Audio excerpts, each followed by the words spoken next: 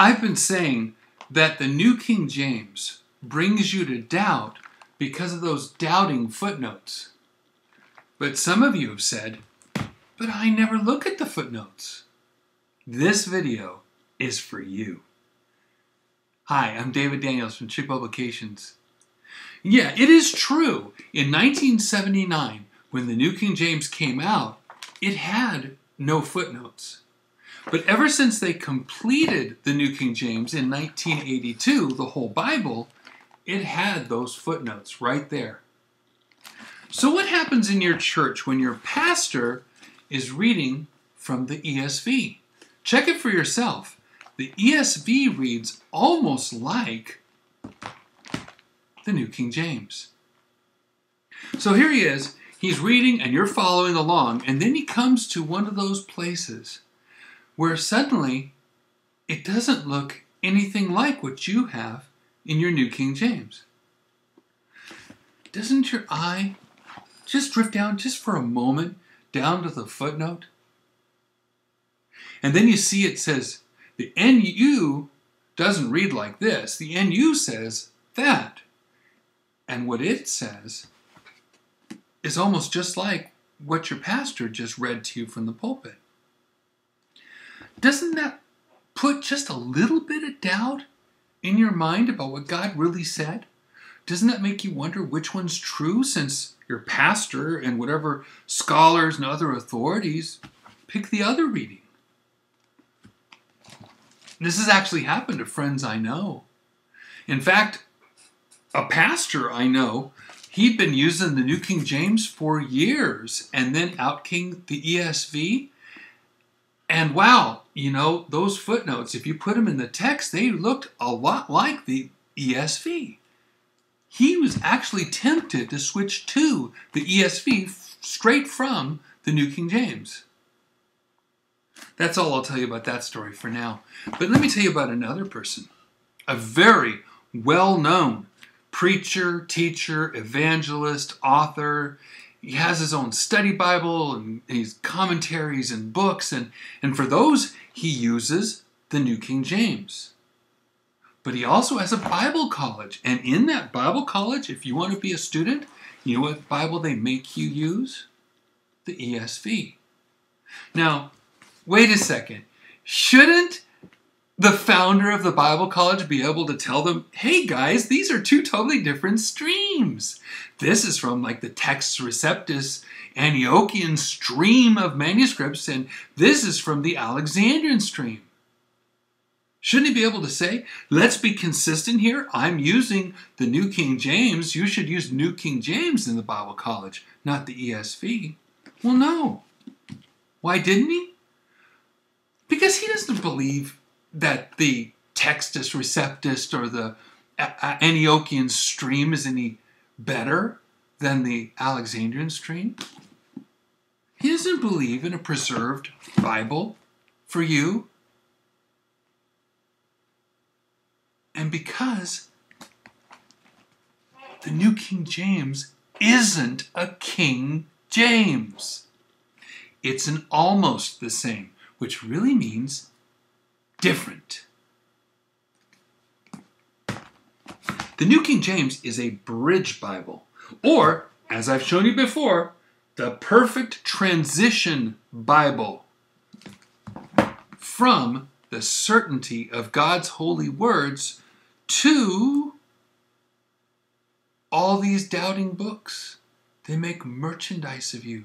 Yea, hath God said? Take a look. 2 Peter 2 verse 3. And through covetousness, the love of money, shall they with feigned words, men's words not God's, make merchandise of you. The love of what? Is the root of all what? How do they do it? It's like this. You start with your King James, and they come to you and say, why don't you switch to the New King James? The New King James, see, it updates the words, and it makes them easier to understand. Okay, cha-ching. Oh, but why don't you switch to the ESV? You know those footnotes, those scholarly footnotes that say NU are right in the text in the ESV, and it reads almost the same as the New King James. Cha-ching. Yes, but the greatest linguistic advances have been made in the 20th and 21st centuries. Why don't you go to the Common English Bible? Besides, over 120 translators from a bunch of different faith groups put it together and cha-ching. Why stop there? Dynamic equivalence, yes, with all the wonderful translators are using around the world. Not only that do you have in this, you even have the footnotes and alternate translations put into the text. Cha-ching! Oh, then you've got to have the Voice Bible. It's like a script. And all those theological terms, they take them out. They avoid them. Cha-ching! And on it goes. Or you could go from the ESV to the more literal New American Standard. Cha-ching! And the New American Standard Concordance. Cha-ching! And other outlines. Cha-ching! Etc., etc. Or you could go to the big old NIV family of Bibles. Cha-ching, cha-ching, cha-ching, cha-ching, cha-ching. And then, of course, you need the NIV Greek English New Testament, cha-ching, and the NIV Hebrew English Old Testament, cha-ching, and the New International Commentary Series, cha-ching, cha-ching, cha-ching, etc., etc., etc. If you trusted the King James Bible, you could avoid all that. They couldn't do that to you. They could never make merchandise of you like that.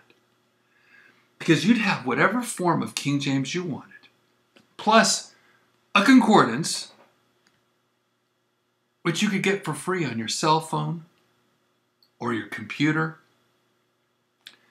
And then your authority would be centered on what? The words of God. The preserved, holy words of God in your language. Not all the new discoveries and decisions and doubts of all the new versions. You would have the certainty that you have the words of God in your hand. So the marketing of doubt is what these guys are really up to.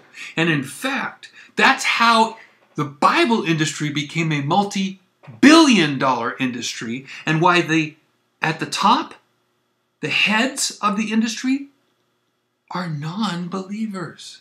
That's a glimpse, by the way, into a new book I'm going to be writing. Now, what do they care as long as you buy their stuff, right? They're not even believers. You do have a choice. You can have the revealed, inspired, preserved, tested and proved over 400 years in English King James Bible that you can rely upon. Or you can get on the new version merry-go-round, ever learning and never able to come to the knowledge of the truth. God bless you and have a wonderful day.